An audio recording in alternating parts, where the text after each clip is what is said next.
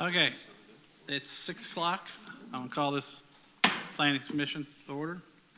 Good evening, ladies and gentlemen. On behalf of the City of Independence, I welcome you to the attendance as well as all those who are watching on this meeting on City 7. This is what date? April 9th, 2024, Independence Planning Commission. For those who are unfamiliar with our meeting, it is the responsibility of this commission to hold public hearings and make recommendations to the city council on matters relating to zoning and land use changes within the city. We also consider and make decisions on plots, special use permits, and other issues, as well as changes in code and policies that relate to city planning.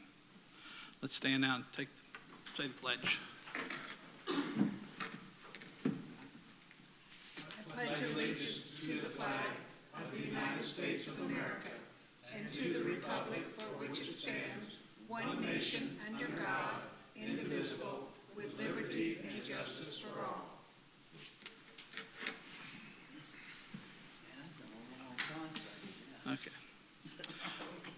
Okay, our procedure for cases will be as follows. First, the applicant will be recognized to speak on behalf of their case. Then second, we will have any opposition. Then if there's any other opposition or other questions, they'll have a chance to come back up and explain. And then at the end, we'll close the hearing. And then us up here on the commission will talk, and then we'll take a vote. So for any of those who would wish to speak tonight, would you please address all comments and questions to the chair and keep the commission, your comments brief on point. If you agree with the previous comments, simply indicate that you agree. Okay, to expedite the meeting, all those who wants to speak tonight, I ask you to stand and raise your hand, right hand. Everybody wants to speak tonight? Okay. Do you solemnly swear to tell the whole truth before this commission? If so, please say I do. Okay, thank you. Okay, first thing on the agenda is going to be a consent agenda. Everybody? Call roll first. Oh yeah, I guess we ought to call roll. Roll call. Commissioner Ashbaugh. Present. Commissioner Ferguson. Present. Commissioner O'Neill. Present. Commissioner L. Wiley. Here. And Vice Chairman Nesbitt. Here. Okay, consent agenda. Has everybody looked it over? Yes, Mr. Chair, I have moved that we approve the consent agenda. I second. Take roll, please. Commissioner Ashbaugh. Yes. Commissioner Ferguson. Yes. Commissioner O'Neill. Yes. Commissioner L. Wiley. Yes. And Vice Chairman Nesbitt. Yes. Yeah, it passes. Staff, are you recommending this, or do we need to have somebody from the board do this?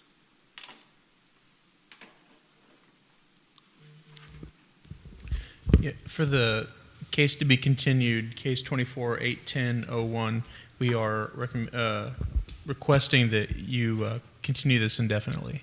Okay. Do we need to make a motion? Yes, did you make a motion? I'll make a motion that we continue case number 24-810-01 indefinitely. Second. Take a roll, please. Commissioner Ashbaugh, Yes. Commissioner Ferguson, Yes. Commissioner L. Wiley, Yes. Commissioner O'Neill, Yes. and Vice Chair Nesbitt. Yes. Okay, public hearings. We got case 24-100-09. Staff report, please.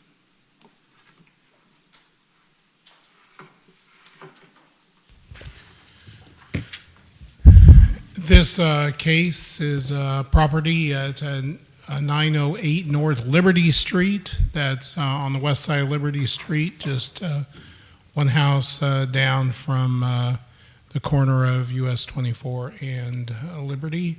Applicant Bobby Anderson. The action is to rezone the property from C2 general commercial to R6 single-family residential. As you can see on the vicinity map where that location is, just to the southwest of the intersection of Liberty and 24 Highway. So here's the zoning map. Something to point out, there had been a zoning I guess it's been about a year ago, and the property immediately to the south is actually currently zoned R6, although it's not depicted on this map that way. So this rezoning would be adjacent to that existing R6 property to the south. We have a shopping center on the, excuse me, C2 property to the east. We have at the intersection just north of this property is a multifamily property that's zoned R2, and then we also have R2, C2, and then we also have C2 to the west. The comprehensive plan envisions this whole area for neighborhood residential, so this would be within the comprehensive plan's vision. And here's a picture of that house from the air and the lot where it is located across from the shopping center.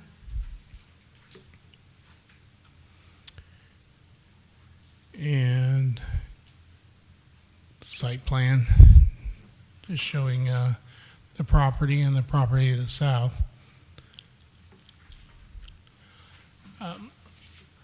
Background.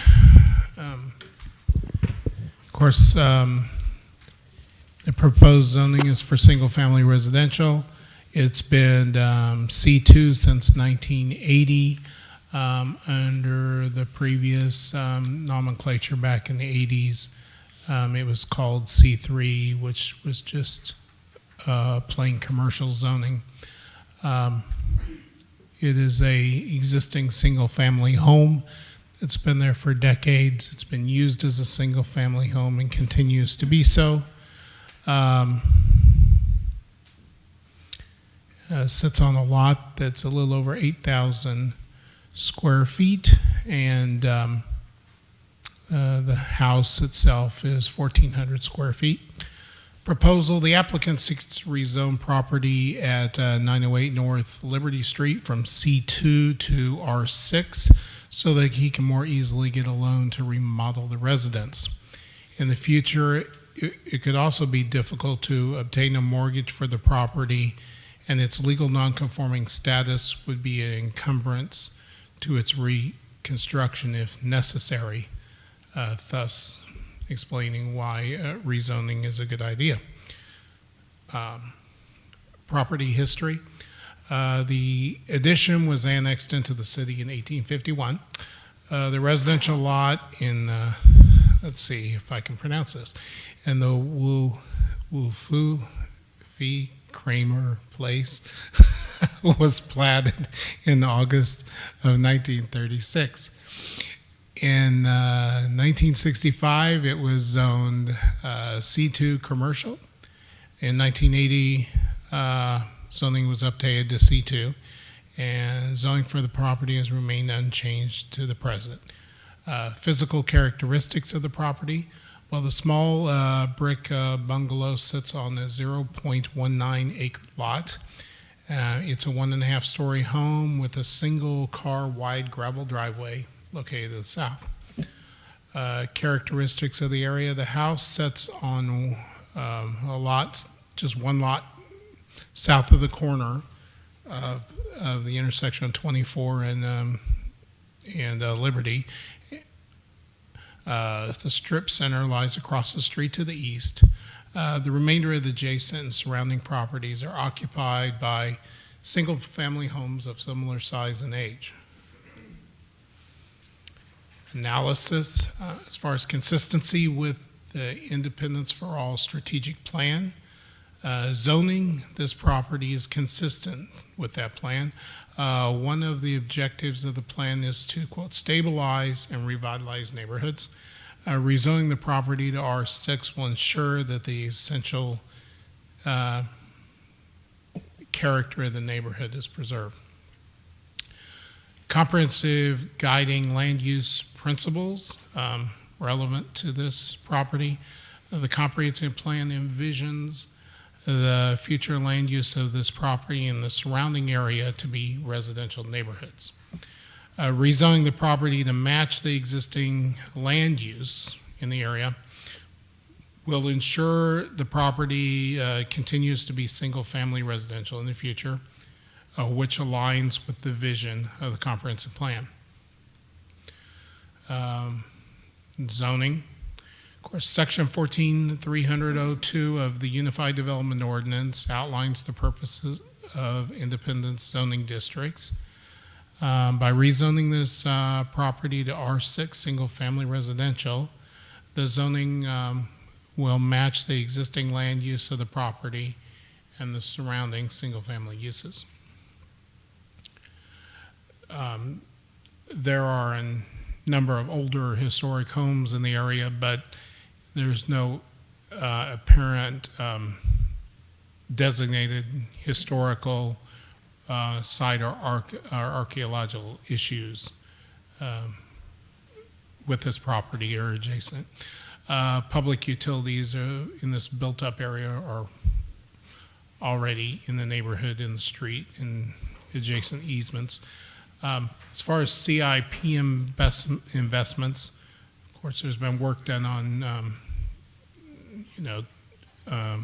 24, but as far as on Liberty Street, no CIP investments are envisioned.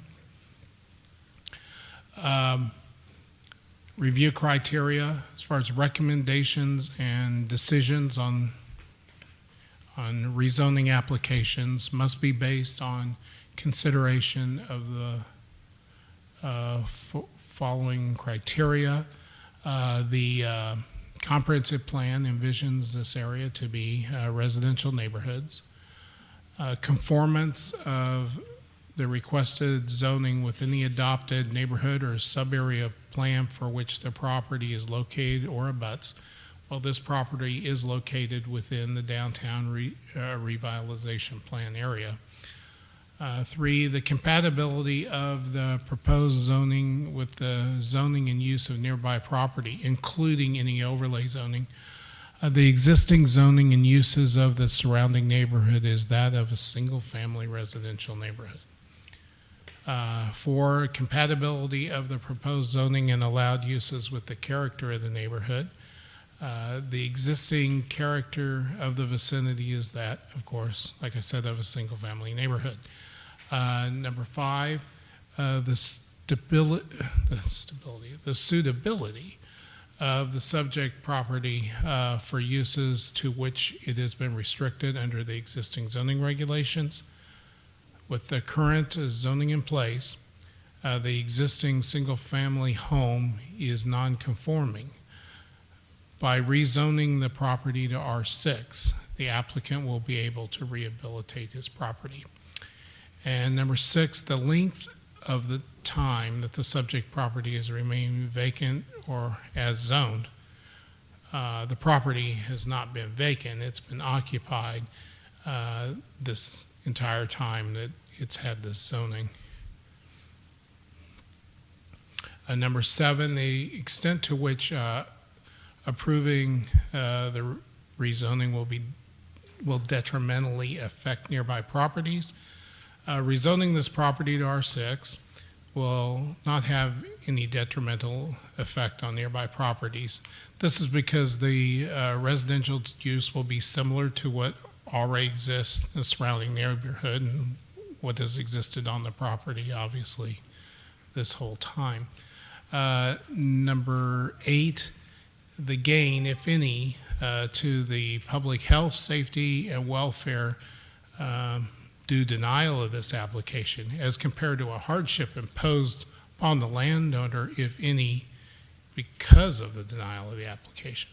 Well, denial of this application would inhibit the ability of the applicant to get future building permits, for any future owner to have a mortgage or do any kind of refinancing. And that's the main reason for doing this rezoning. So here's the property. At the entrance of the shopping center onto the east, looking across Liberty due west at the front of the house there. And then this is looking northwest. You can see the adjacent property there to the north by the intersection. And this is north facing the intersection. And then this is looking back across the street. And this is the neighbor to the south and home south of that along Liberty. Staff recommends approval of this application, and I'm ready to take any questions you may have. Thank you, staff. Any questions of staff? Okay. Would the applicant like to come forward, please? I was going to say, you didn't stand up and raise your hand and be sworn in. Okay. I didn't know I was going to be up here. That's fine. He didn't either. There was several others. Well, when they come up, I'll just get them. Okay.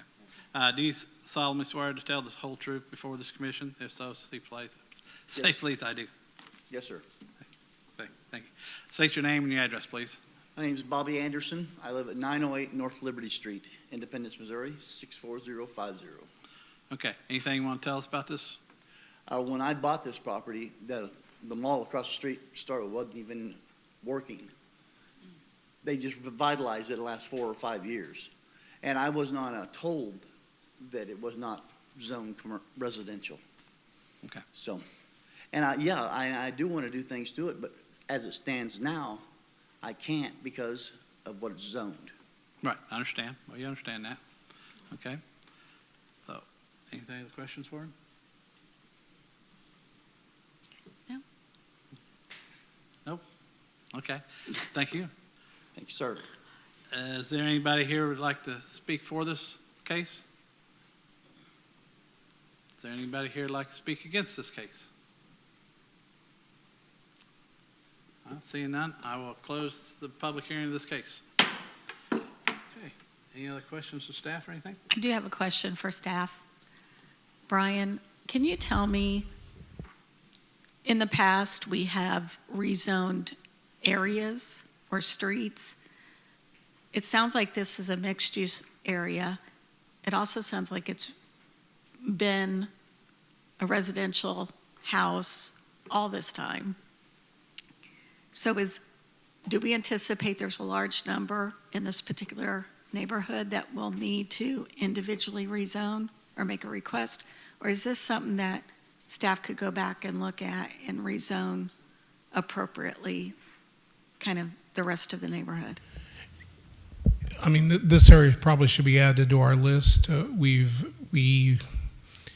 haven't done it in a while since the last time we were doing stuff up here off Farmer.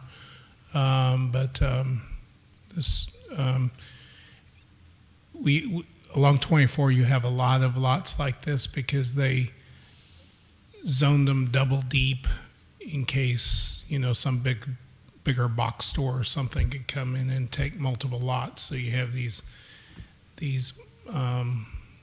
commercial lots that are a lot or two off the street, and this is one of a number of them. I just find it kind of fascinating to our history that the Wolfenkramer neighborhood has been around since 18-something, and it's always been rezoned incorrectly. So it just seems like an easy fix for the city. Yeah, we haven't had zoning since 1965. I know. 65, but yeah. Thank you, that was it. Any other questions? Yeah, Brian, it looks to me like the property on the immediate south is zoned the same, currently zoned the same, and the one on the north side is also zoned the same. Is that correct? No, at the beginning of my presentation, I noted that the map doesn't reflect that we had actually rezoned the next door neighbor a little over a year ago. The This is the property, property on the south? that's the property to the south, Thank you. and it's similar. It's a single family. The property on the north is actually a multifamily, Right. and probably should be looked into to be rezoned as well. Okay. Mr. Chair, Yeah. I would like to make a motion that we approve the rezoning on case number 24-100-09, 908 North Liberty Street. Second. I second. Take roll, please. Commissioner Ashbaugh, Yes. Commissioner Ferguson, Yes. Commissioner O'Neill, Yes. Commissioner L. Wiley, Yes. and Vice Chairman Nesbitt. Yes. Case 24-100-09 has been approved. Okay, next case, 24-100-10. Staff report, please. So for convenience, I've combined my report for 24-110 and 24-400-04.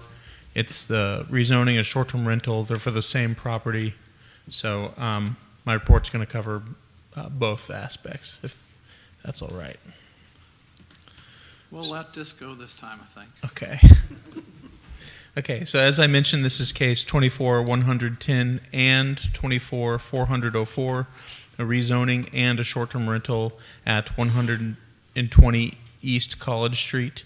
The applicant is Rob Scarborough, and the action is to rezone from R30 PUD, which is generally apartments, to R6, which is single-family residential, and to allow a short-term rental to operate at the location.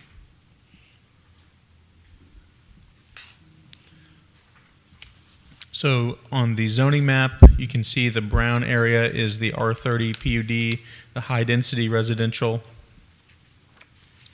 So that property is there's kind of a mix of zonings in the area, as you can see.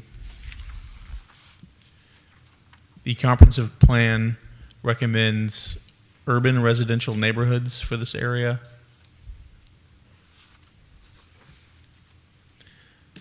And here's an aerial photograph. You can see there's an apartment complex to the east, and then some businesses to the south, and then other homes to the west. And then this is the notification area. These are the property owners that received a notice of this hearing.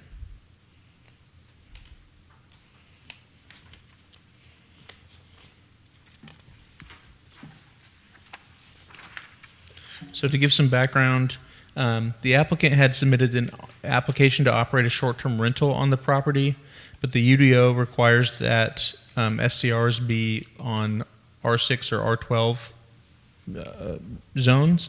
So the current zoning of R30 PUD wasn't going to work for having a short-term rental there.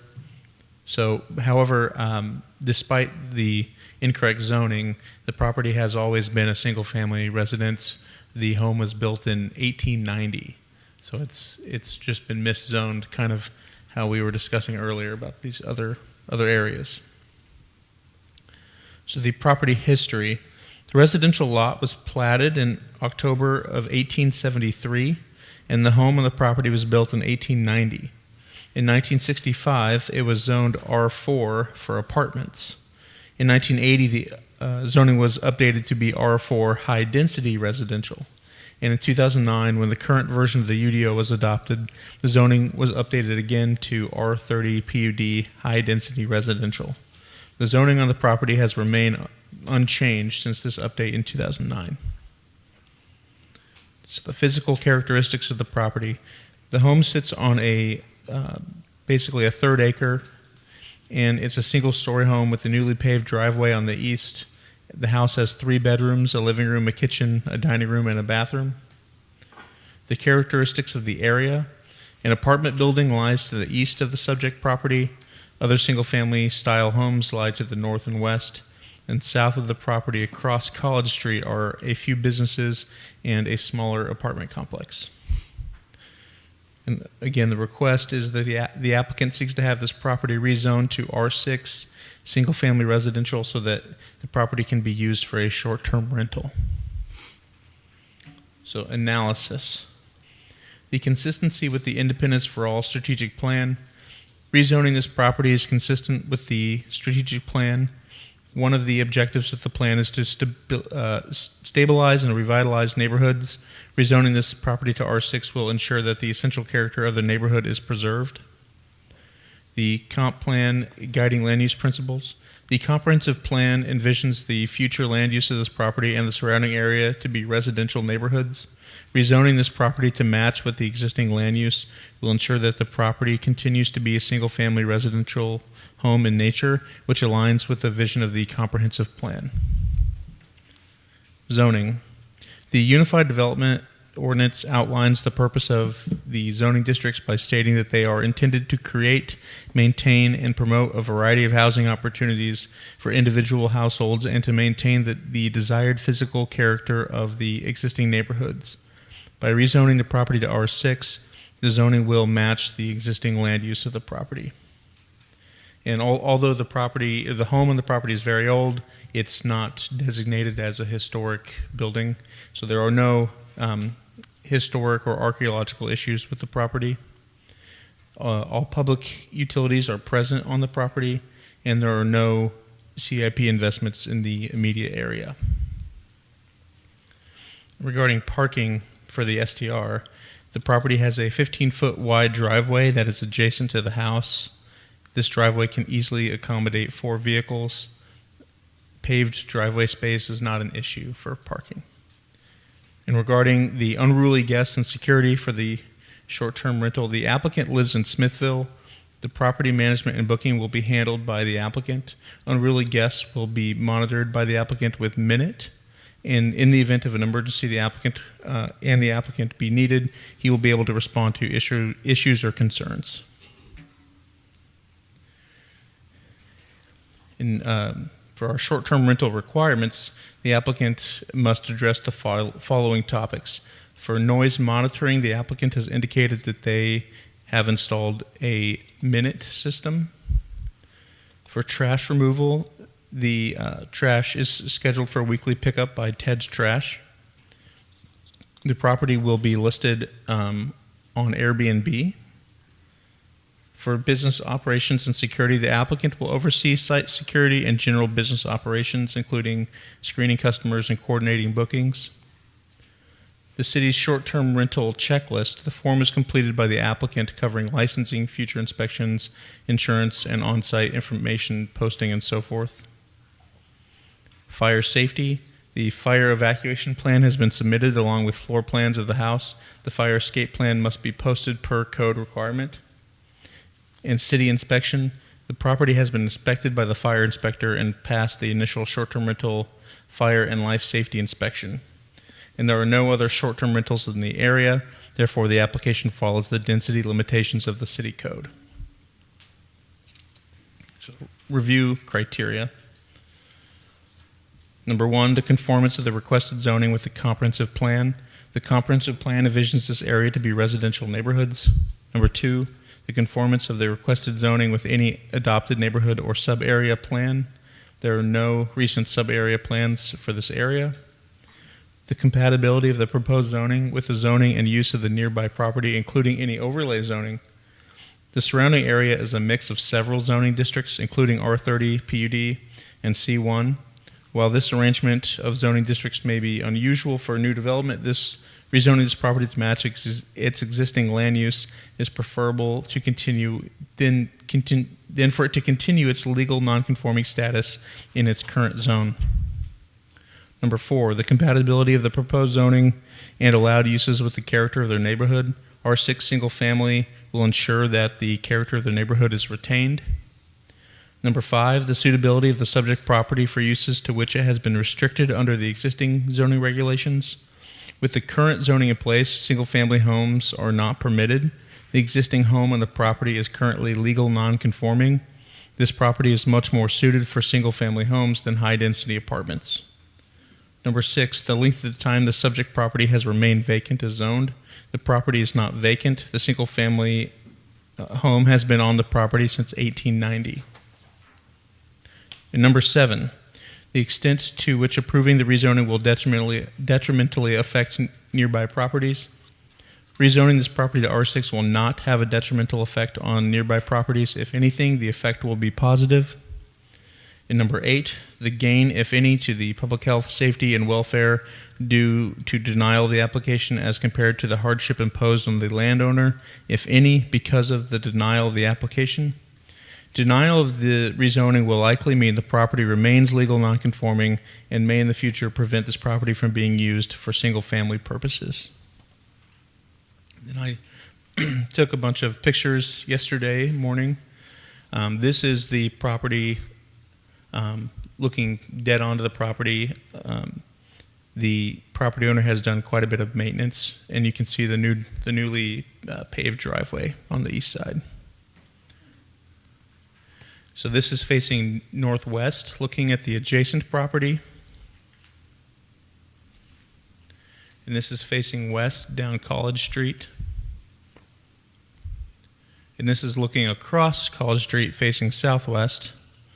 Those are the businesses that I had mentioned in this, that are the adjacent C2 district. This is facing south, looking directly across from the property. And this is facing southeast, looking across College Street.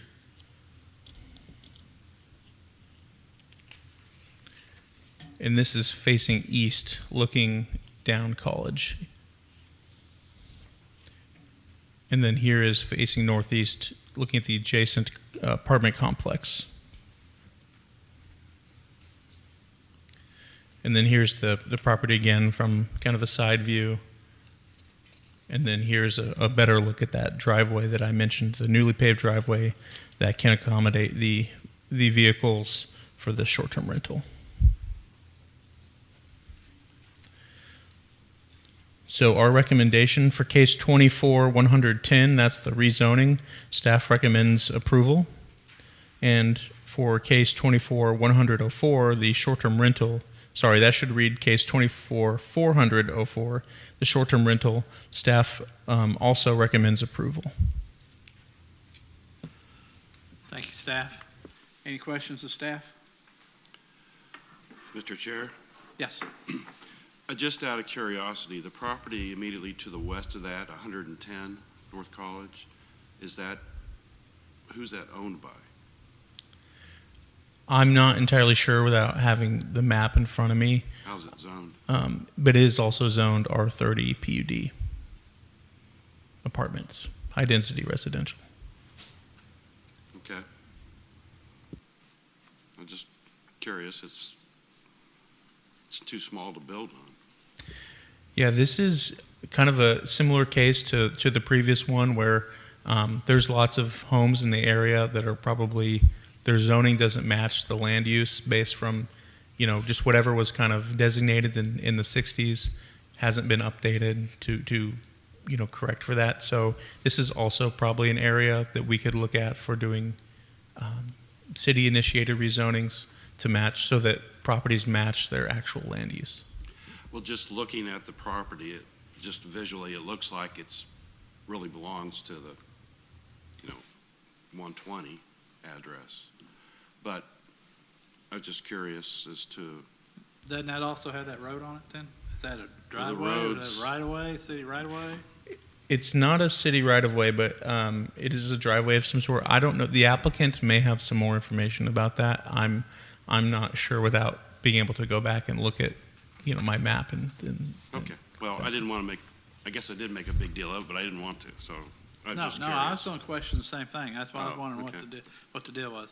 One other question I have for you, Josh, is that their short-term rental cover letter says they're going to have 7 guests, 2 in each bedroom, plus 1 on a mattress. And don't we state that it's only going to be 3 bedrooms with beds in it? Is that correct? the maximum number of bedrooms is 4, but I believe their application was for 3. No, our specs say 3 bedrooms max, correct, on short-term rentals? No, we do allow for 4 bedrooms. Do you allow for 4 bedrooms? But on this particular one, it is a 3-bed, 2-bath. Right. So 6 adults and up to 2 children. Children, but their So a applicants. total. Okay, well, their applicants, case is a 4-bedroom. okay. Yeah. So, I was just curious, because I don't like the air mattress part in the living room. That's what I'm getting into on the applicants, so. The applicant may be able to answer that question, and if we need to change the conditions, you all can, of course, do so. Okay. Any other questions of staff? Okay, will the applicant come forward, please? State your name and your address, please. Rob Scarborough, 603 Quincy Boulevard in Smithville, Missouri. Regarding the air mattress, my understanding of the ordinance was 2 per bedroom plus a sleeper sofa of some kind. Is that incorrect? I'll look that up and I'll Okay. let you know.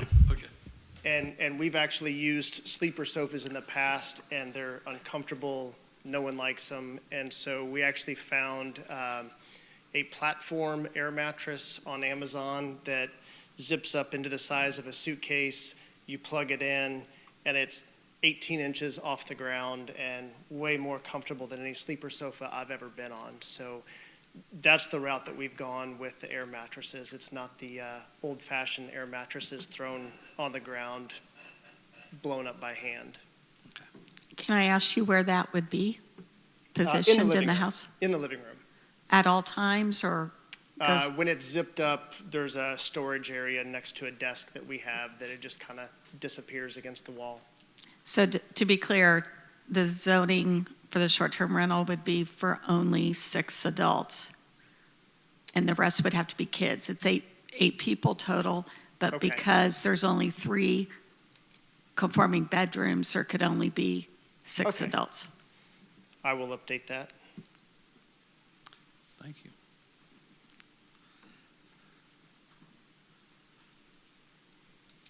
Now to the other question. You know anything about the property to the west of you? Can you pull the photo up? I just want to make sure we're talking about the same thing. Do you mean the map, like the? No, No. I think the picture you were on was good. That That one one? there, correct. So my understanding is you can see some fence posts there next to that orange utility box. That's where our property line ends. I don't know who owns that driveway. I don't know. Okay, so it's not yours. It's Because, not I mean, ours. when you look at zoning on the zoning map, there's a sliver there that's in the PUD 30, and that's why we're trying to figure out what's going on there. So, We've never maintained it. As far as I know, I've always been told our property line is that fence line. okay. So I just looked up the code regarding the number of guests, and you are right, Commissioner Wiley, that it's 2 adults per bedroom, up to 10 total. But in this case, the maximum on the application was 8, so up to 8. So you could have 2 children, I suppose, in the Right. on the air match, but not adults. I'll update that. Okay. Any other questions of applicant? I'd just like to comment, it looks really nice. You did some nice upgrades. Thank you. So thank you for improving that neighborhood. Absolutely. Okay. Well, is there anybody here who'd like to speak for this case? Is there anybody here who'd like to speak against this case? Seeing none, I'm going to close the public portion of this case. Any more other questions of staff or anything? We need to have 2 motions here. No, we got to do them one at a time. Yeah, 2 motions, sorry. We're going to do them one at a time. So I would entertain a motion on the zoning one first. So it'll be 24-100-10. Mr. Chair? Yes. I'd like to make a motion to approve case 24-100-10, rezoning of 120 East College Street. Anybody else? I second.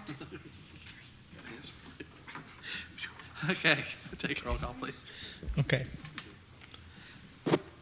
Commissioner Ashbaugh, Yes. Commissioner Ferguson, Yes. Commissioner L. Wiley, Yes. Commissioner O'Neill, Yes. and Vice Chair Nesbitt. Yes. Okay, case 24-100-10 has been approved. I'll take a Vice motion. Chair, Yes.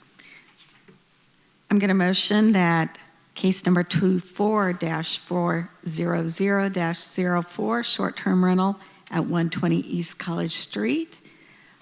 Is there a second? I- I didn't say for short-term rental. Okay.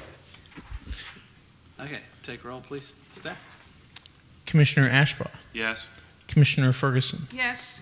Commissioner L. Wiley, Yes. Commissioner O'Neill, Yes. and Vice Chair Nesbitt. Yes. Case 24-400-04 has been approved. Thank you. Okay, we ready for the next case?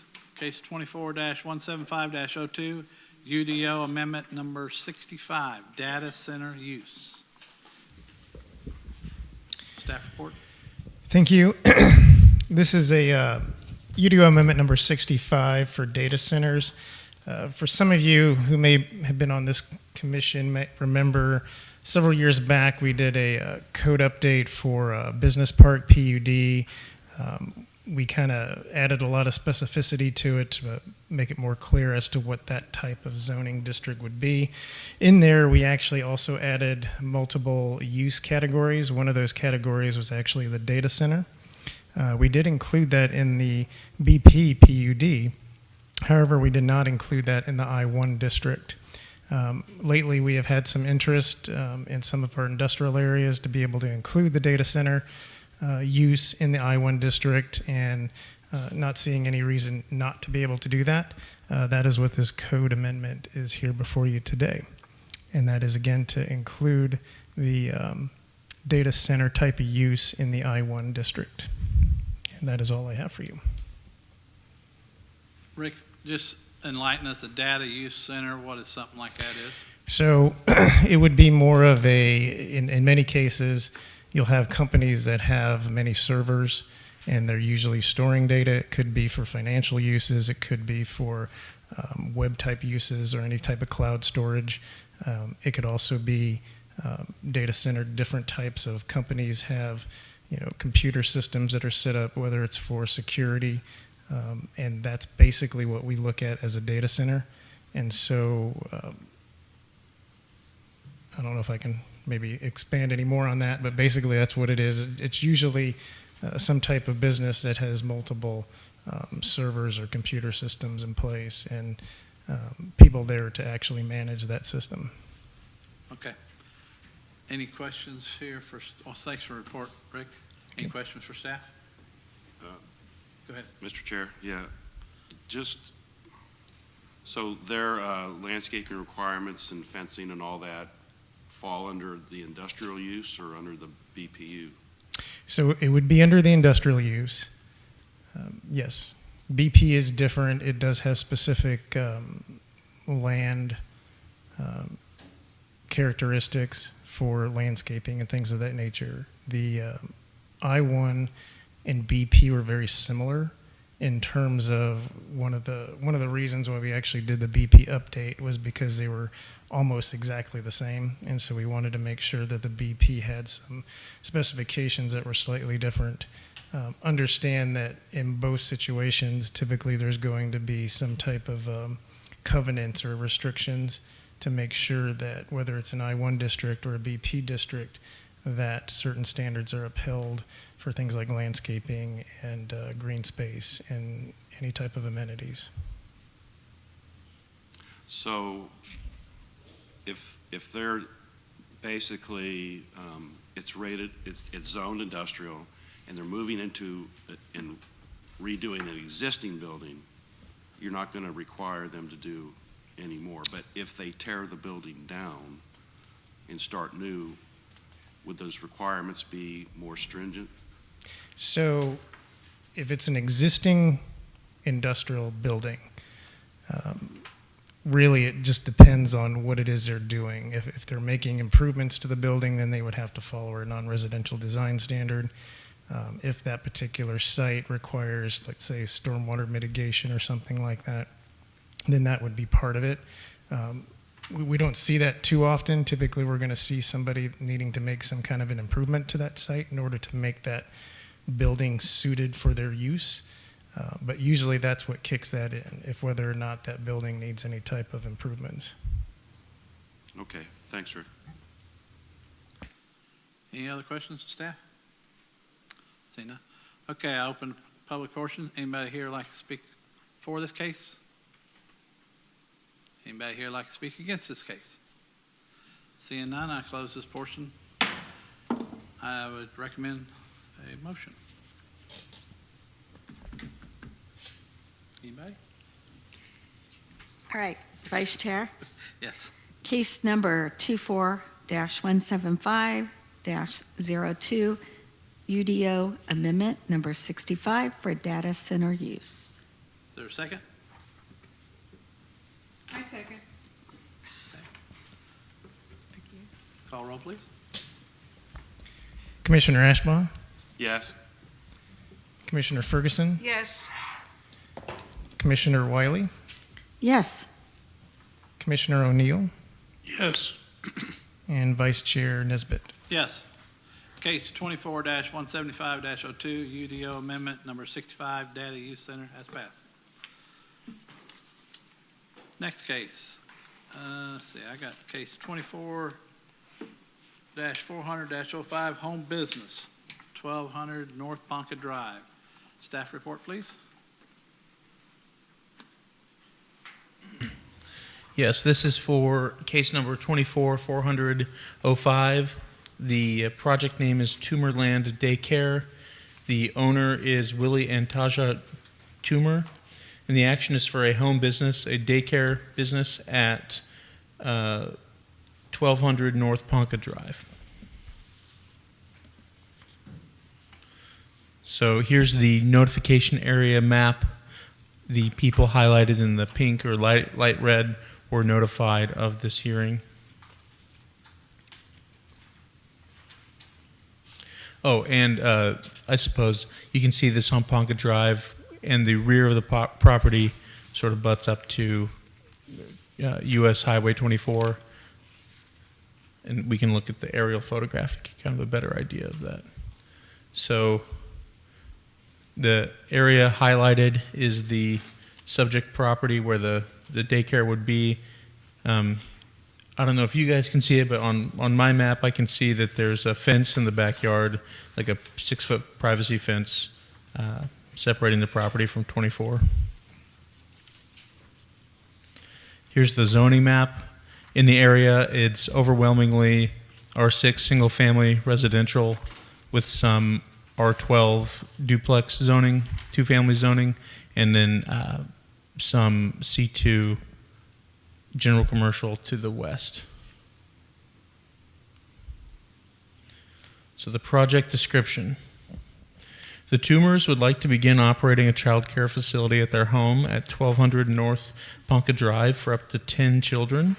Home-based daycare is permitted by right in R6 single-family zones for up to 4 children. However, home daycare for 5 to 10 children is conditionally permitted with Planning Commission approval. Ideally, the applicants would like to grow their business to eventually expand beyond their home. The Tumors' home is approximately 2,600 square feet, and roughly half of that will be used for the purposes of the daycare. The rest of the home will not be accessible to children. According to the attached letter, the applicants aim to implement age-appropriate activities and programs that promote cognitive, physical, and social development, and they take pride in the engagement of creative play and fostering a sense of curiosity, independence in children, while also promoting kindness, respect, and good manners. And then regarding the driveway, the double-car driveway will provide off-street parking for parents picking up and dropping off their children. And then I've provided, or I guess the applicants have provided the floor plan, and I've put it on the map here. They have a entry floor and then a finished basement. And I'm sure the applicants will be able to talk about exactly what rooms will be inaccessible during their hours of operation. So as far as the images, the pictures, I took these this afternoon. This is facing northwest, looking directly at the home on the property. This is facing west, looking at the adjacent property.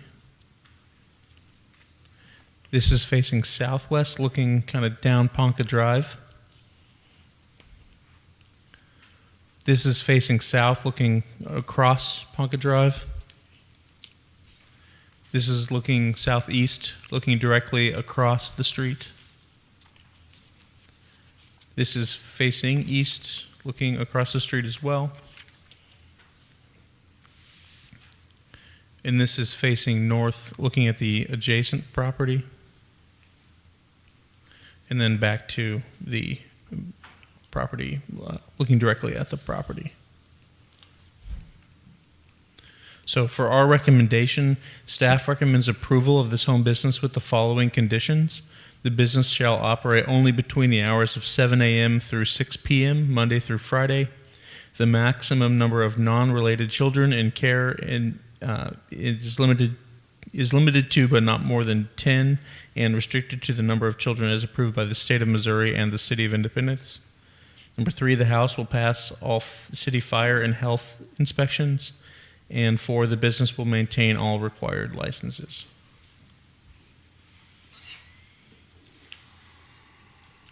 And that completes my Thank you, staff. report. Any questions of staff? Josh, I have one question. Okay. Has it passed fire and health inspections, or do we know that yet or not? I'm not sure about the health inspection. I submitted a request to the fire inspector, but I know there's been some turnover recently, and so they haven't got back to me. But that, of course, would be a condition. They wouldn't be issued their business license until they have that inspection completed. Because usually you guys have the fire inspection on short. Yeah, there's been some staffing issues that are getting sorted out. Okay, that's just a question I had. Anything else? Would the applicant like to come forward, please?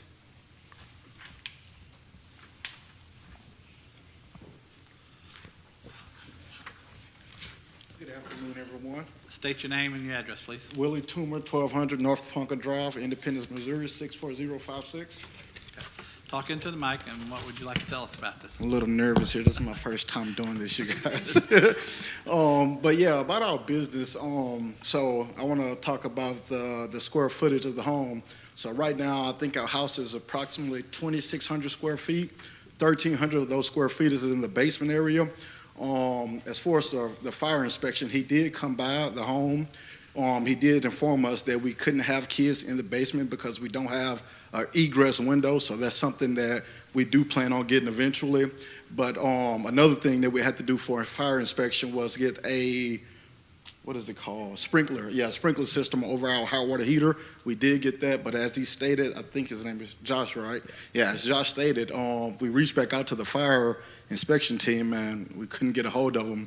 But again, that's a part of the process. We're waiting on them, but we did complete all the requirements as far as the fire inspection. And again, with the state, we're still, going through the process right now. Currently, we do have 3 kids in our care, and we've been stopping it at that only, to get approval from you guys, and the hopes of getting approval and on moving forward to get 10 kids. But with this approval, we do plan on eventually moving the kids out of our home into a facility. And what we would like to do is turn our home into an assisted living for, older generation. So again, this is just one step of the continuous process of trying to move forward. Okay. Any questions of the applicant? I have several. Oh, no.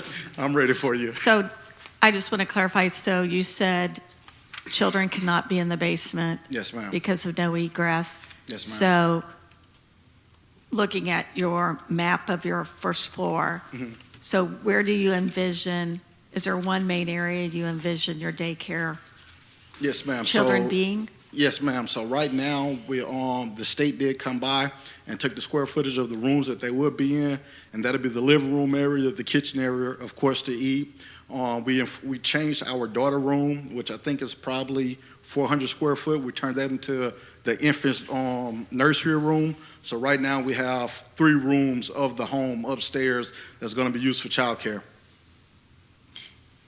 And then your backyard is Backyard as well. very big. Yeah. My one, just really more a question. I know Josh said there is a fence.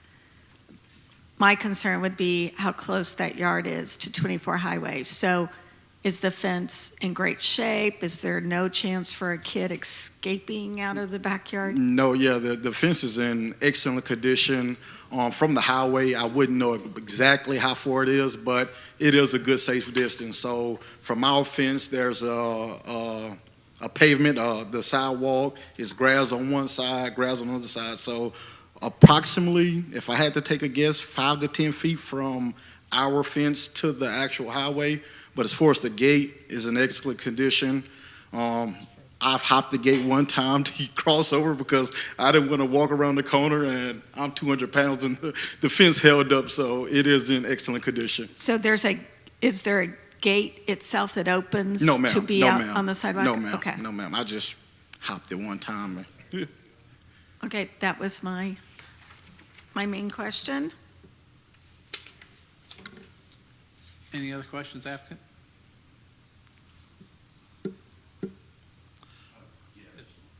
So with this egress window you're planning to put in, Mhm. I'm supposing there's already an existing smaller window that faces There that is. direction? There is, yes, sir. Okay. That's it. Okay, question I have, now staff did say we have a 4-car driveway parking, is that correct? Yes, So, I mean, your cars will be in the garage then? And then Yes, that sir. way- yes, sir. Because, I mean, you need plenty of space to drop them off. I mean, hopefully everybody's not picking up their kid at one time. They're not. Yeah, they're not. But we do keep our cars in the garage. Okay. Normally, I'll put my Challenger, my wife, she likes to take up all the storage. So I'll put my car on the road, but the driveway is always open. Because, I mean, the picture they took, there's 3 cars in the driveway, looks like at this time, I didn't know. I think it was, there was just I think it was only one, one. and that should have been my car. There's 3 cars there. Where's the I 3 mean, car? the picture I have in my report, there's 3 cars, so, Okay. yeah. Oh, wife said that was one of the kids' parents' cars, so. Okay, well, I'm just, like I say, that we're trying to keep, I mean, it is a dead-end turnaround road, is that correct, Ponca, is there? Yes, sir. So, I mean, you shouldn't have much traffic flowing through there, but that's one thing, we like to make sure we get parking off the street. That way there's plenty of room for the trucks and everything to get through, trash trucks and all that. All right. So, I mean, it looks like you can almost put 6 cars, but I don't know, I just can't tell how far wide the driveway is, it almost looks that way. So, okay, any other questions for the applicant? Thank you. All right, thank you, guys. Is there anyone here who'd like to speak for this case? Is there anyone here who'd like to speak against this case? Seeing none, I'll close the public portion of this case. Any other questions of staff or anything, anybody? Yeah. I understand that they're not going to issue a business license until they've met the requirements, as specifically the windows in the basement. Well, I believe if the basement is locked or not accessible, that would be fine. But if it is accessible, then yes, that's correct. Josh, who takes care of that? You guys, or is that fire department or health department, or make sure all this is working properly before they issue the license? It's kind of a mix. We do have inspections and work with a business licensing staff to make sure that these conditions that we've outlined and any other requirements are met before the business license is issued. Okay, this is going to be like a regular business, have to be inspected every year to get renewed and all the fire and health? Yes, that's right. Okay. So the number of people that, up to 10, do they need that basement to fulfill that requirement, or upstairs is fine? I believe upstairs is fine. Our code at least doesn't have a square footage requirement or anything like that. So It sounds like the state does, because the state did. I would have to check on that. Well, but according to the applicant, the state did, and they came and Okay. inspected it. And so the conditions you've put on this for approval, the egress window has to be, Yes, given if that is the case, and I'll double check on that. Given the third condition that has to meet the state requirements, then yes, that would have to be that's met what I'm before. saying, that Yep. the state of Missouri and the health, city fire, Yep. if they approve it, then that covers this, right? Correct, We don't correct. have to add it as a condition. Correct. Okay, thank you. Thank you. Any other questions? Okay, I'd ask for a motion. Mr. Chair, Go ahead. Mr. Chair, I recommend approval of case 21-400-05, home business permit for 1200 North Ponca Drive. Okay, hold on there. Ours says 21, you said 24. Is it supposed to be 24-400? It is supposed to be 24. That was Okay, must we have been a it there. That's why typo. I wanted to make sure. So, okay, so it is case 24-400-05. That's correct. I'll second that motion. Okay. I'll second. Oh, she already seconded. Oh, shit. I didn't hear it. We'll take the vote. Roll. Take roll, please. Okay. Commissioner Ashbaugh, Yes. Commissioner Ferguson, Yes. Commissioner L. Wiley, Yes. Commissioner O'Neill, Yes. Vice Chair Nesbitt. Yes. Case 24-400-05, home business permit, 1200 North Ponca Drive has passed with the recommendations of staff. Good luck. Thank you. Okay, next case, 24-400-06, short-term rental, 300 North Cedar Avenue. Staff report? Yeah, this application is for a short-term rental by William Zong. As you can see by the vicinity map here, it is at the property at the northwest corner of North Cedar Avenue and East Norledge Avenue in Northwest Independence. So here's a picture of the house. We're looking northwest. So to our right would be Cedar going north, and this goes to the west. This is Norledge. There's a car parked in the existing pull-off area that I will note that later will have to be removed. There's also a existing carport at the rear of this house, which will also be eliminated, as well as its existing gravel driveway back there. So this is the photo from the west direction here, or looking west. We're standing to the east at Cedar. Looking overhead here, you can see this intersection. You can see this circle driveway that's basically to the east of that. It was overgrown with grass there on those other pictures, so you couldn't see it, but you can see it a little better here on this aerial photograph looking down. This is the floor plan. So we have a laundry room. We have a sitting with a breakfast nook portion of it there, and a sitting room and kitchen. 4 bedrooms. And you can see the living room and dining room up front by that porch on the east. This is the evacuation plan. And here's the parking plan. So, gentlemen will do a 4-car concrete drive where that gravel driveway is. And then it won't connect in the Cedar like it currently does. And then those 2 pull-off areas that are there will be removed. Okay? So now this is a map of the the nearest short-term rentals to this property. And you can see they're all off in the distance south of 24, so this is sort of by itself. So the proposal is the applicant seeks to legally use this property as a short-term rental.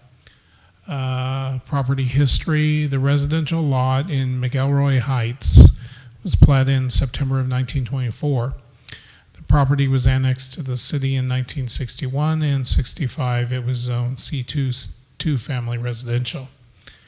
In 2009, when the current version of the UDO was adopted, the zoning was updated to R12, two-family residential. Zoning for the property has remained unchanged since that time. Physical characteristics of the property. The home sits on the 0.38 acre lot. It is a 1-story house. It has a storage room in the attic with a gravel driveway leading from the carport on the building's west side. Carport would no longer exist, as would that gravel driveway.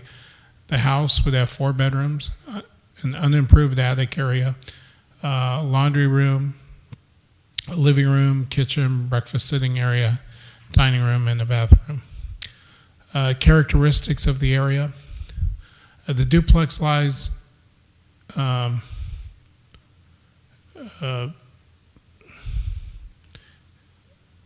it should say northwest. It's across North Cedar Avenue from the property.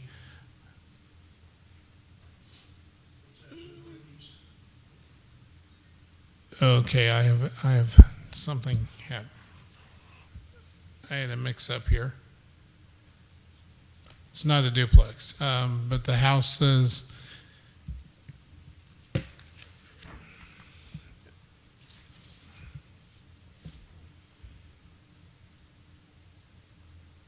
Okay, that's correct. Yeah, there's a duplex across the street to the northeast. Okay, that's correct. And then mostly single-family homes around the rest of the neighborhood. All are fairly good-sized yards. The neighborhood does not have any curbs or sidewalks. Parking. The property currently has a carport accessed off Norledge Avenue, which would, of course, be eliminated. The paved parking lot would be off Norledge, and then the remnants of that gravel circle drive that lead onto Cedar would have to be removed. The proposed driveway could easily accommodate 4 vehicles, and again, the pull-off areas along Norledge Avenue would have to be eliminated. As far as unruly guests and security issues, of course, the applicant lives in Grandview. The property management and booking will be handled by the applicant. Unruly guests would be monitored by the applicant with Minute. In the event of an emergency, the applicant is needed, he'll be able to respond to the issues and concerns easily. So as far as the short-term rental requirements, the applicant will have to address the following topics. As far as noise monitoring, the applicant has indicated he has installed a noise monitoring device, a Minute. Trash removal, trash pickup is scheduled as a weekly service with Ted's Trash Service. Property listing. The property would be listed on Airbnb, VRBO, and Booking.com. Business operations and security. The applicant will oversee site security, the general business operations, including screening customers and coordinating bookings. This is a short-term rental checklist. The form was completed by the applicant covering licensing, future inspections, insurance, and on-site posting and so forth. Fire safety. Fire evacuation plan has been submitted along with floor plans for the house. The fire escape plan must also be posted per the code requirement. And city inspection. The property must be inspected by the fire inspector, as we talked about earlier, with some staff changes that is yet to occur, and pass the initial short-term rental fire and life safety inspection. There are no other short-term rentals, of course, in the immediate area. So this application follows the density limitations set forth by the code. So here's the driveway that had a fresh layer of gravel on here, but this will have to be paved.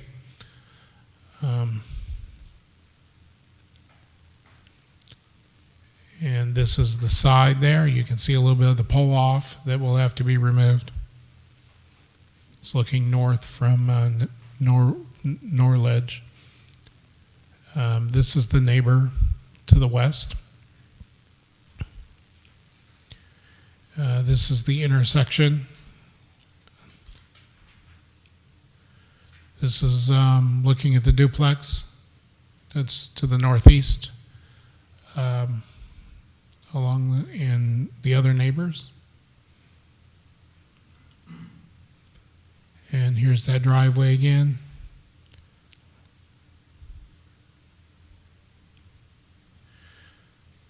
Staff recommends approval of this short-term rental application with the following conditions. Number one, short-term rental shall obtain a business license in accordance with the code and comply with Article 3, Chapter 5 of the City Code. The occupation license number shall be listed on all advertisements and on all online platforms. Number two, the business must comply with all safety and other standards established by Section 14.420 of the City Code. Number three, the maximum occupancy of the premises shall be limited to 10 persons total. The maximum number of bedrooms shall be 4. Number 5, remove the second kitchen from the plan, which they in fact did in the drawing. 6, do not use the attic room as a bedroom. 7, pave any current gravel driveway surfaces to be used and eliminate any gravel driveway surfaces not to be improved, which is the curb part that goes on to Cedar. And number 8, remove the gravel driveway spaces along the north side of East Norledge Avenue.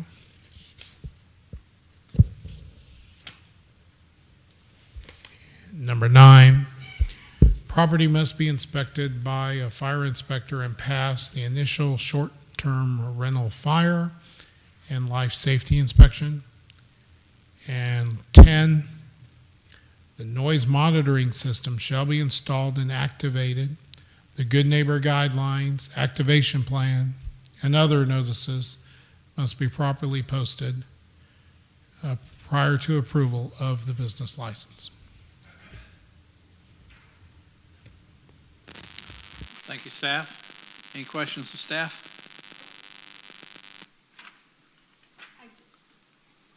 I do have one. I'm trying to find how to word it. On condition number 2, it says the business must comply with all safety and other standards established by section 14420 of the city code. Can you give me a brief overview of the safety standards? The reason I'm asking is I'm just looking at the condition of the porch roof, and it alarms me a little bit. I want to make sure it's structurally, like, what kind of safety work do we do to make sure that, Brian, can you go back to the pictures of the front?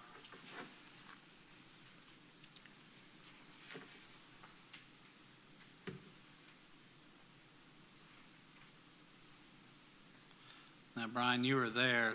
Are those newly installed 4 columns, looks like, on that? Or do we need to ask the applicant? Yeah, well, it's interesting. Look at this picture, and then you go back to the earlier picture. He's done work. So,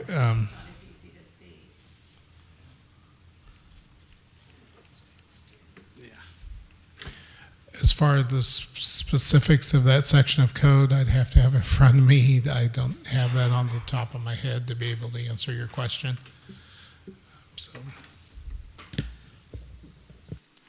but is it safe to say that if it couldn't pass because of some overall structural safety, it would never be used? I mean, it would never yes. pass. Yeah. All right, thank you. Brian, a question here for you. I don't know if you know this. Have they ever gotten any building permits for remodeling?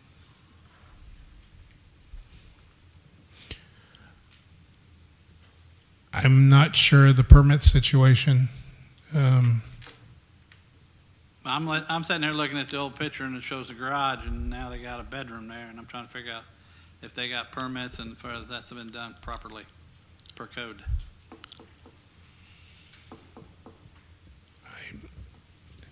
I don't remember reviewing the permits on this. I'll have to, if we could ask the Okay, we'll ask the applicant. applicant. Okay. Any other questions to staff? Would the applicant please come forward?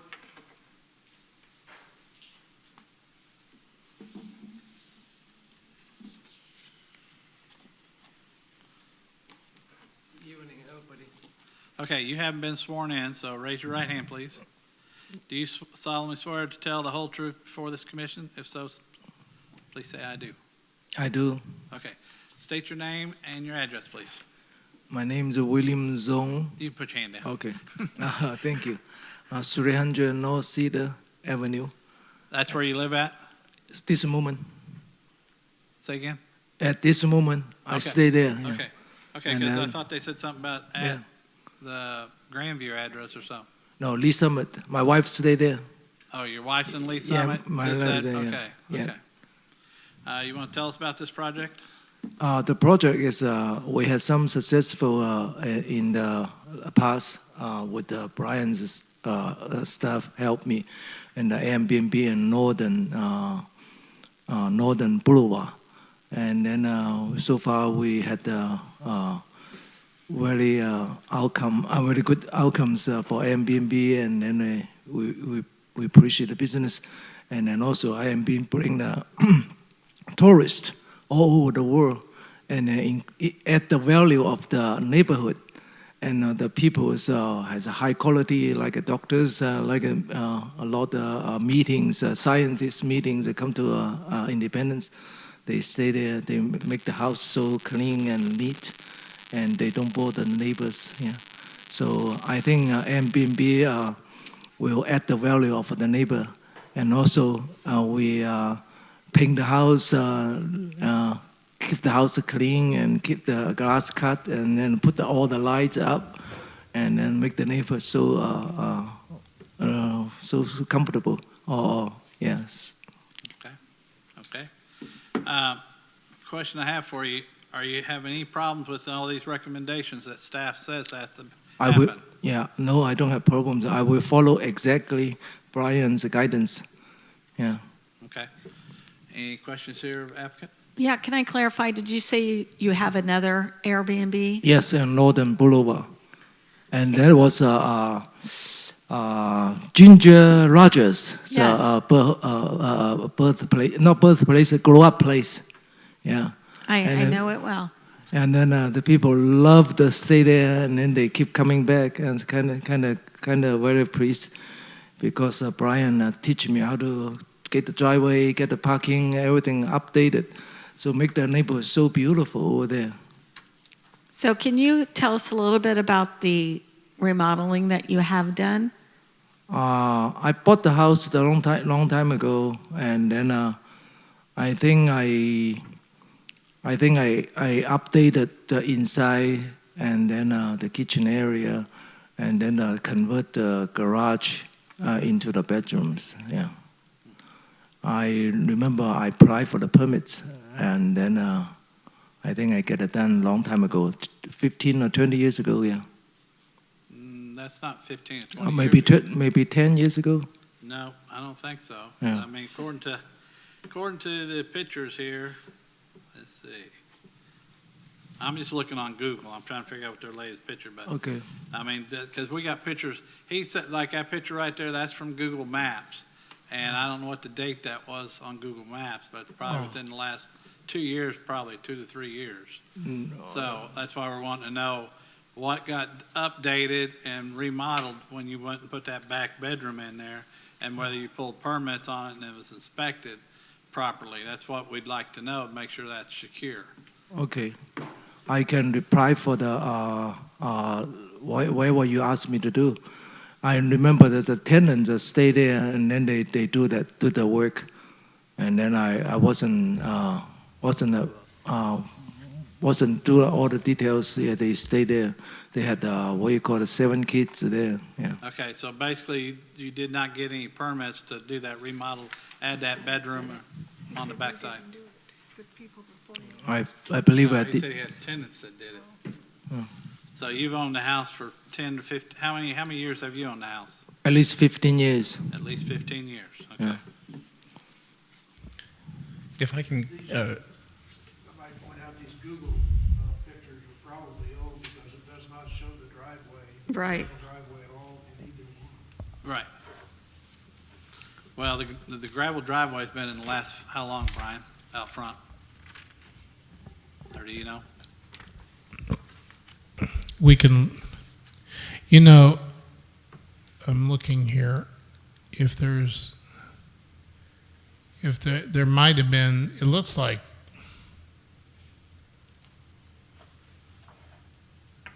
there was a faint driveway there, and grass grew up through it, and they Oh, in put front? gravel down again. Okay, in That's the way I'm. Okay. Now this picture is fairly recent. This one's within the last 3 or 4 months. Okay. But we can't tell if they did the remodel before then or not. if I could clarify, whenever we do our inspections, our staff will determine if permits are required, and then that would be required before, to make sure that it's structurally sound and all that, before it could be used as a short-term rental. Okay. So you guys will double check on all the permits and all the structure. Since they added a bedroom, Right, yeah, that will be, you'll go through the records and double check all that. correct, yep. Okay, thank you. And then I know there's an unusable attic space, or it's not permitted with the short-term rental. How will you make sure it's not used as a bedroom? The attic's very short, very short. We never use it. Okay. And then only put those insulation out the top, and then the one bedrooms at the attic access with the what square foot. I barely can go up there. Yeah. I feel confident with, I would make a recommendation. With that the they city. Put a lock on that door. Yeah. we can add that We to the can add that. conditions. Yes. Sir, this house looks fairly small. What is the square footage of this house? I think it's a 1,600. Wow, Yeah. it's bigger than it looks. Yeah, Bigger than what it It, looks. it looks yeah, smaller, doesn't it? yeah. When you go inside, it's pretty wide. Yeah. Okay, Thank you. Okay, any other questions of the applicant? Yes, Go ahead. it's for staff.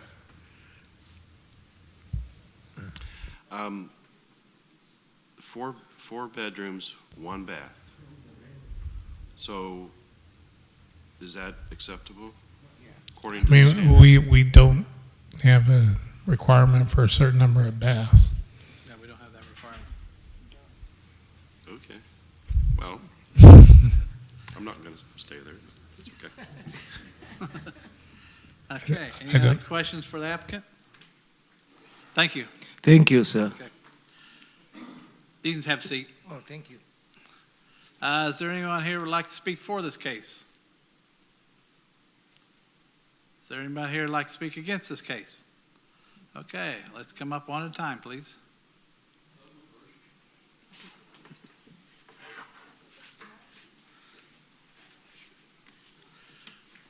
State your name and address for the record, please. Name's Fred Williams. I live at 308 North Cedar Avenue, just to the south of the proposed property. Okay. Any questions for me? What's your comments? Then I've got statements I'd like to make. Okay. The overall appearance of the place, at best, is shabby. The fence you see there is only partially completed. It's wire over most of the area. That's the fact that it is wire over most of the area is covered up by my fence. And Okay, stop. because One question right there real quick. Okay, look at the picture behind you. And what fence are you talking about? the opposite side of the property. Opposite side. Okay, so you're on, okay, so. Yeah, and it's a wire fence with no post in it. It's just, Okay, and that's the applicant's wire fence. okay, well, my point is not the shape of the fence. My point is the general shabbiness of the place. I don't think it's conducive to the clientele we want in the neighborhood. Okay. We got to remember that there's a bus stop at that corner of Norwich and Norwich and Cedar, and we've got a lot of traffic with kids that go to the school down at the end of the street at Fairmount. We're going to be subjecting our children to who knows who in a short-term rental. There's very little screening that goes on there. That's one of my concerns. The next concern is that I don't think the property is either isolated enough, nor that it has sufficient overflow parking anywhere around to host events like wedding parties, such as that. That's also a useful short-term rental. Okay, right, stop you right there. They're not supposed to be using for any events. Max people there are supposed to be 10 with a maximum of 5 cars. And to my knowledge, the driveway is supposed to hold 6 cars, wasn't it? 3 cars deep? 4. 4 cars, okay, 4 cars with parking on the street. Okay. So that's why, and if you see anything that's not like that, you can always call the police and report it or do a report on it. Okay. The other thing that I'd like is my own observations of the neighborhood. 4 or 5 years ago, Independence annexed Fairmount School from Kansas City. It was right then that I started seeing a lot of collaborated work between the people of the neighborhood and the people of Independence. That school's been rebuilt, and it was done in this collaboration. Since that has started, I've seen, well, you had one of the pictures of the home directly across the street from that. That was a shabby little rental, and it's a show place now. There's another house down the street that has come from a rental property. It's now owned, and it's improved. In the last 5 years, I've seen 1, 2, 3, 4 properties go from rental property to owner-occupied. At the end of the street, we had 4 houses that were dilapidated and empty. They're now been rebuilt, and they've got renters in them. Point being is that this neighborhood keeps a continual improvement in what we're looking for in neighborhoods in Independence, Missouri. I don't believe, my personal opinion, dropping an overt commercial operation like a short-term rental in the middle of that neighborhood, I think it'll be a detriment to what's been going on, to the rebuilding of the neighborhood. Because we've got people that walk their dogs there now. That never happened before. What I don't want to see is to go back to what it was 10 years ago, where people come home from work, go in, lock their doors, and that's all you see of them till the next morning. This neighborhood is a thriving neighborhood now. It's starting to flourish. We've got young people, young families, and I think that's what we're looking for here in Independence. I believe that this short-term rental would be a detriment to the improvements we've made. Has there anybody got any questions? I had one question. There was a mention in there of security supplied by Minute. I'm not sure what is that. Okay, what Minute is a monitoring system. So if it gets above a certain decimal inside the house, say they do have 10 people there and they start getting really loud, it sends out a signal, it goes to the homeowner, and he's supposed to come out and call them or come out and make sure the noise goes down. And he's how far away from the property? Well, that's what we don't know. Right now, he said he's living at the property. No, Supposedly, that's not right. There's nobody living there right now. I'm right next door. Okay, I see it every day, but that's neither here nor there. But- My problem with that is that just recently, within the last 2 weeks, Airbnb worldwide says no monitoring devices in the rooms will be allowed. How is this Minute going to help us out? Are they going to be allowed to do that? Because privacy of the tenant is being guaranteed by Airbnb worldwide. No monitoring. I can address that. okay, she can address it. I don't know. That's just recent. Yeah, it's a noise monitoring. So what they're talking about is basically recording people, video, et cetera, can't be in the bedrooms. The Minute noise controls have to be in a public area of the home, so kitchen or living room, family room, but it will work for noise that is above a decimal in Okay. a 1,600 square foot Okay, house. I understand now. Understand. Yeah. Let me see if I have any more points. I think I've discussed everything I wanted to with you all. I appreciate your time. Thank you. Just to make it real clear, I'm against this becoming a short-term rental. Okay. Thank you. Who else would like to speak?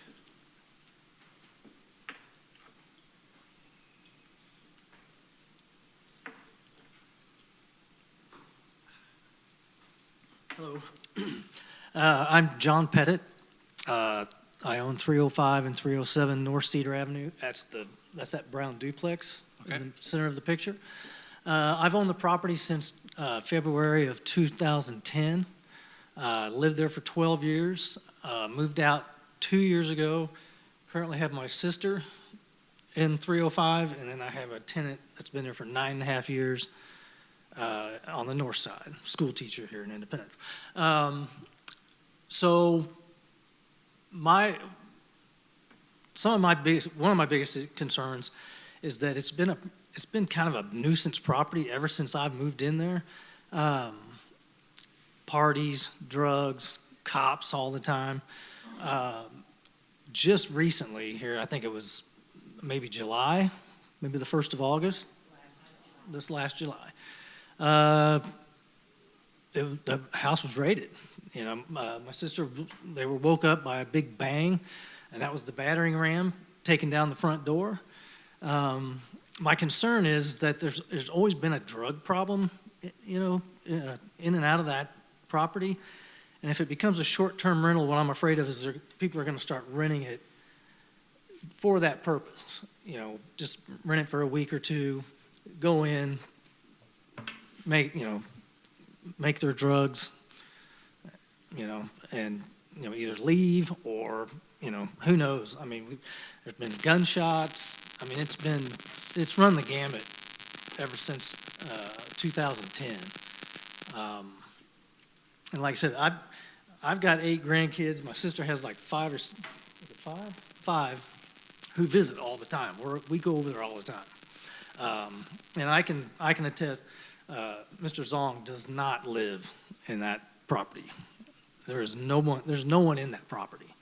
There's a pickup truck with a trailer full of stuff that's been there for probably 3 months, 3 or 4 months. The backyard currently has a refrigerator, dishwasher, or a washing machine.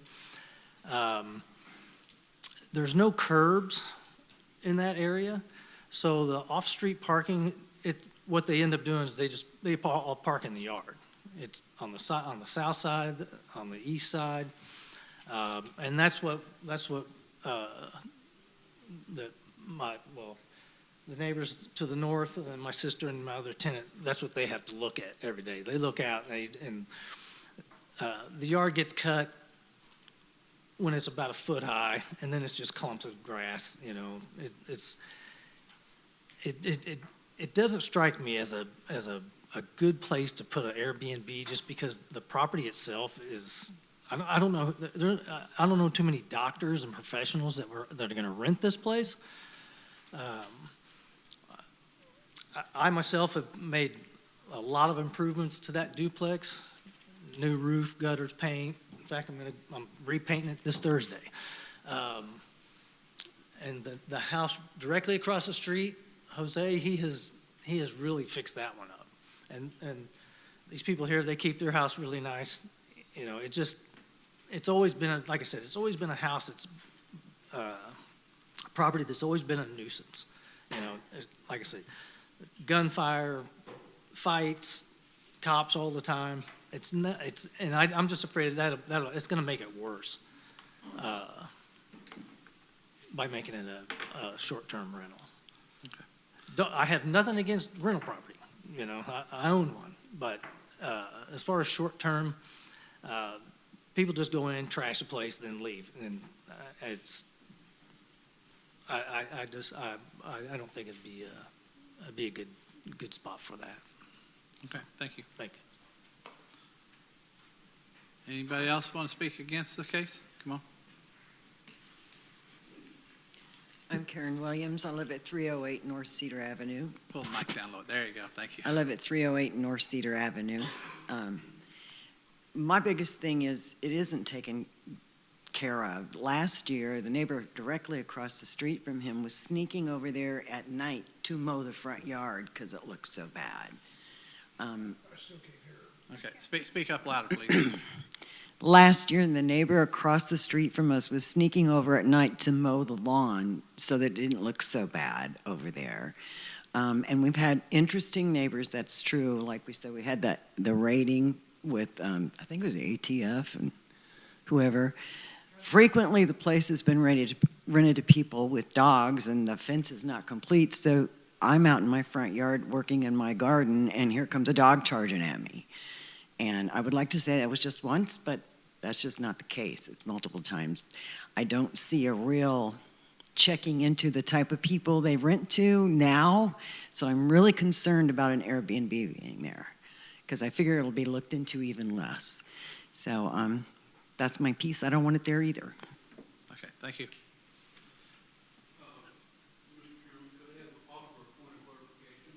Come up to mic, please.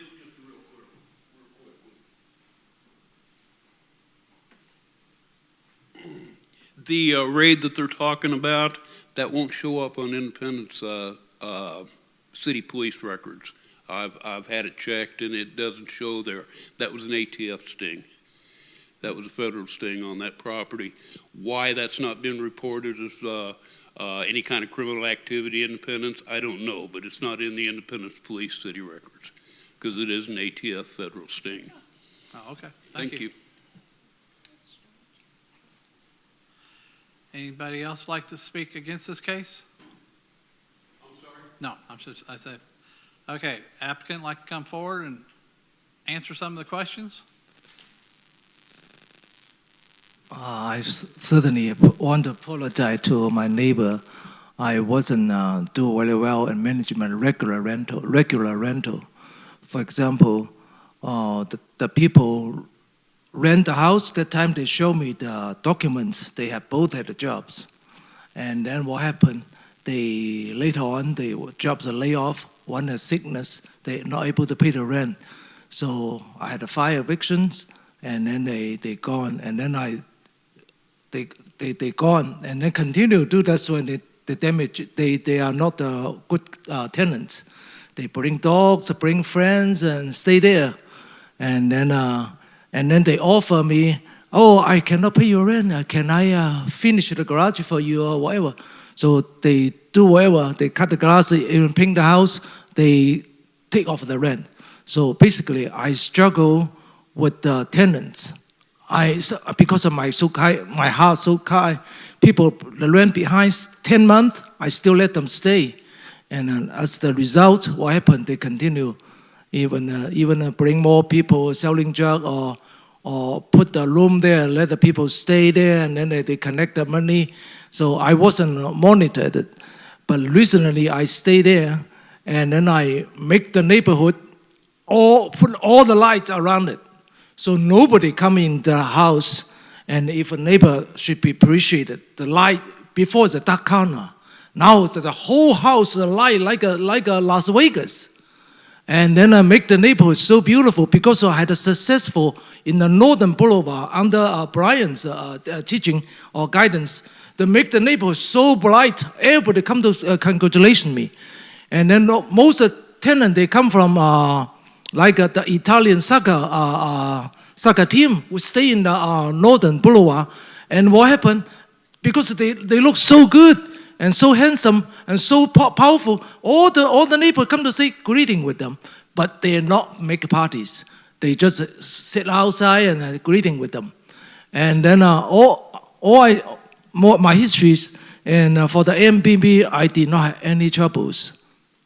And then, for example, last summer, I think July, one of my tenants, and then start selling drugs because of the broken family, and then he start selling drugs. What happened? After 6 months, I think after 3 months, the federal monitored our house, and then middle of the night, 3 o'clock, they raided the house and broken everything. And then I broke all the windows, and then I had to fix up all the windows, and then paint the house or whatever. And then maybe I apologize to disturb the neighbor, but since we're Airbnb, the house will always be a glass cut, everything.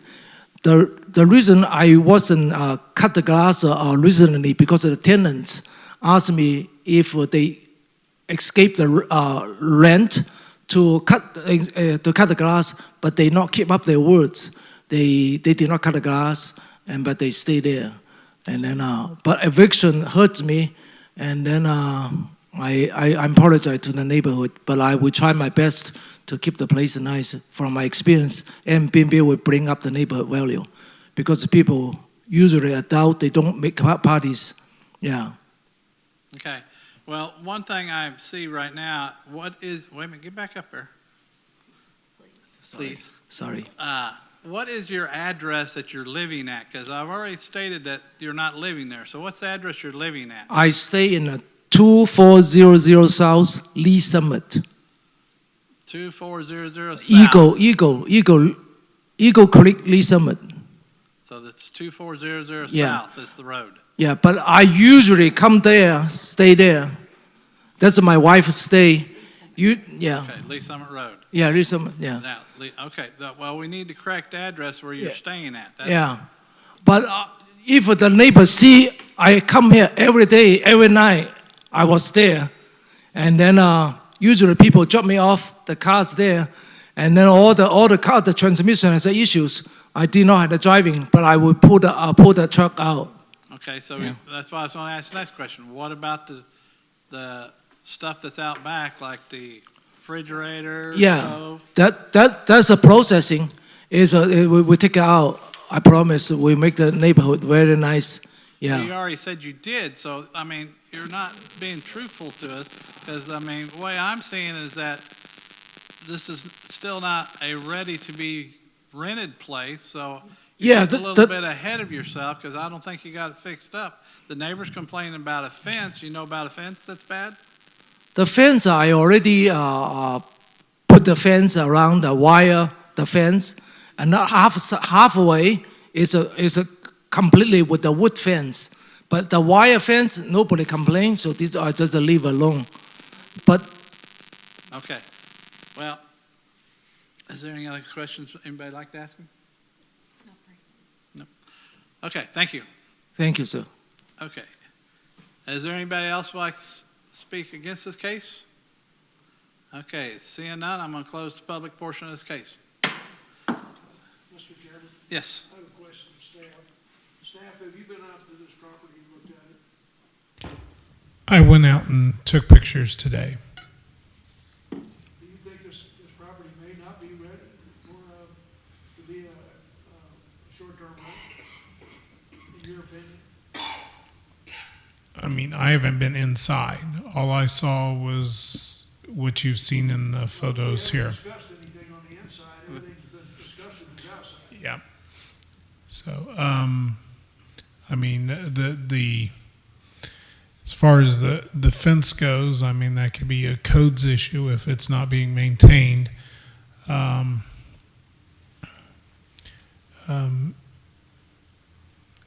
outside, My point is that you approved this previously.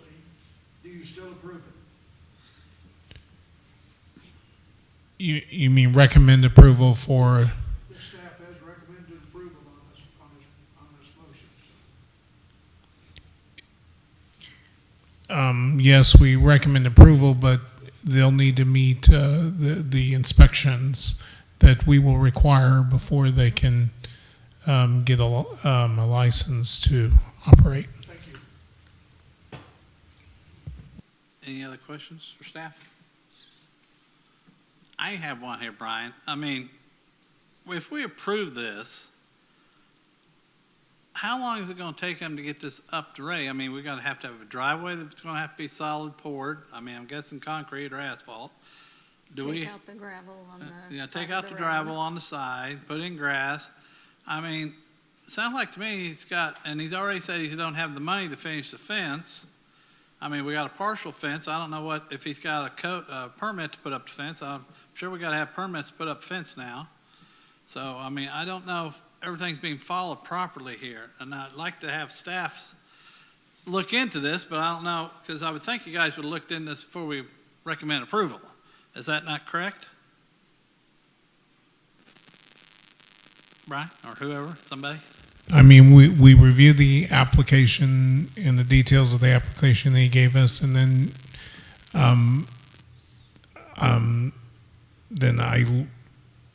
Okay. what I saw was, I mean, from the visual from the street. Okay, well, That's all. okay. That's all I know about that structure is what I saw from the street. Okay, wait, taking let those me back photos. up here a second. Let me readjust this question then. When somebody comes for an application for a short-term rental or anything, you guys just look at the application, you can go out and take pictures, but we do not go back and look at the history, whether things have been modified, building permits, or any permits for fences, or anything like that on this property when somebody comes for permits? Does that not happen? It is what should happen, and apparently didn't with this one, and we probably should have looked for past permits. Okay, thank you. Any other questions? Yeah, I have a question for staff. At this point, I'm in agreement with Vice Chair.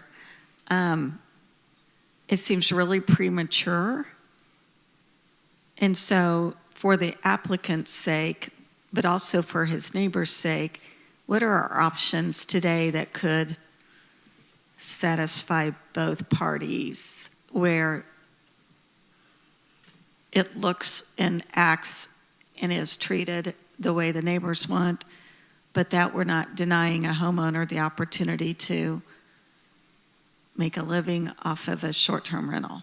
Because it sounds like they're very far apart because mainly this property's not ready. That's just my opinion. So what does it look like if we deny today for the property owner? What's his options for coming back? Well, instead of denying, I suppose he could pull it and then reintroduce it. That's an option too. Is there any way to call the applicant back up? Yeah, we can call the applicant back up. Sir, could you come back up?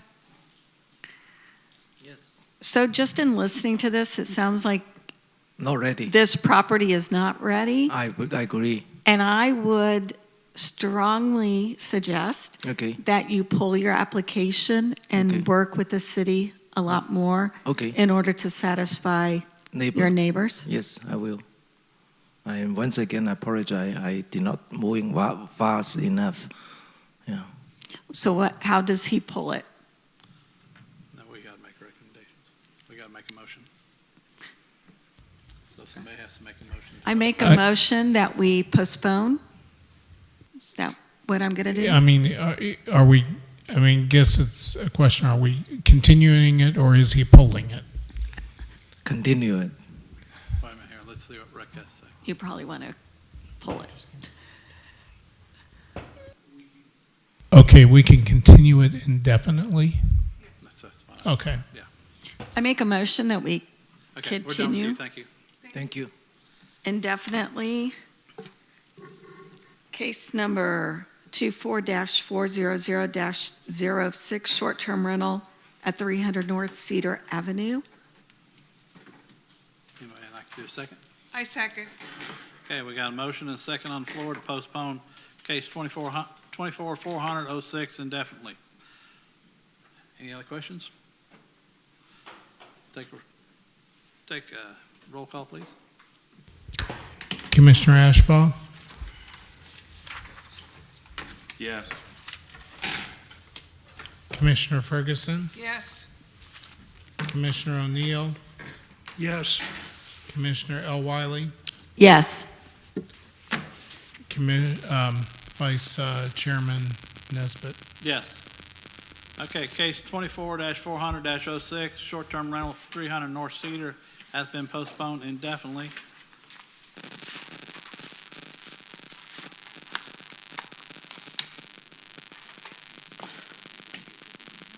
Yeah.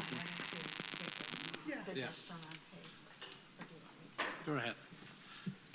Sir, I would just like to make a recommendation that you work with Brian or the city and really understand the grievances of your neighbors. I Yes. can tell you in my experience now with short-term rentals, the city, and for the neighbors to hear this, the city has a very robust short-term rental code that we have really taken care, they have taken care of the major concerns that we have heard through that time period before there was a code. And so noise, no parties, if police get called, your permit can be pulled. If it's violates other codes, so grass is too tall, all those kinds of things, I think, given an opportunity to improve the property, short-term rentals are a great thing for bringing in visitors, developing a love for Independence, and letting us shine. So there's lots of benefits. It's a different way to look at it, but many times it has, based on a lot of short-term owners, they say that the way that they upkeep the property is better for short-term renters. So, it's been a positive in many ways. It's opened up another avenue for people to own properties. So I just wanted to tell you, it was always our concern, those same things that you brought. And so there is a really robust short-term rental code. And so I think some of that can just give an opportunity. But he's got a lot to prove to his neighbors, so. And don't hesitate if you find something that's in code violation, call the city and have codes come out and inspect it. So that's what it's there for. Question for you. Will the homeowners in the area be kept? Go up to the microphone. Now, what they'll have to do, they'll have to redo everything that's happened already. So notices will have to go out and all that stuff again before it comes back before us. Okay? Thank you. Yep. Thank you, sir. Thank you. I really do wish you luck. Okay. Let's see, roundtable, anything else? No, we're good? I Anything will else? add this. I talked to Cindy today, and I'd asked her if we were going to thank Heather for her service, and she said she'd like to do it at our next meeting. When I talked to Heather, Heather wasn't sure she'd be here, so we'll make sure she's here. So I just want to make sure you're aware if there's any gifts, food, or money you'd like to throw. No, I'm kidding. Okay, nothing else, anything else? Okay, adjourn at 7:55.